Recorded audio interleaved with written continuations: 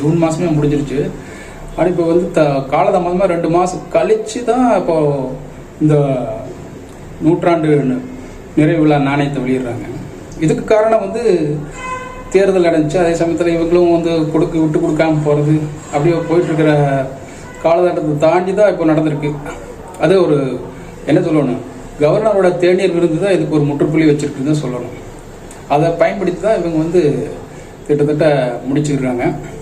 அது வந்து இப்போதைக்கு மத்திய அரசுக்கு இது வெற்றின்னு தான் சொல்லணும். ஏன்னா அவங்க பணியை வச்சுட்டாங்க. ராஜ்நாத் சிங் வர வச்சு இங்கே வந்து என்ன சொல்கிற, அதுக்கு முன்னாடி வந்து பிரதமர் கலைஞருக்கு வந்து பாராட்டு தெரிவித்து ஒரு அறிக்கை விட்டு இது போன்ற செயல்களை நடந்துச்சு. உங்களுக்கெல்லாம் தெரிஞ்ச விஷயம்தான். ஆனால் இன்னும் 18 மாதம் இருக்குது. இது எப்படியெல்லாம் போகும் அப்படிங்கிற ஒரு எதிர்பார்ப்பு அரசியலில் ஒரு ஃபோர்காஸ்டிங் இருக்கு தான் செய்யுது.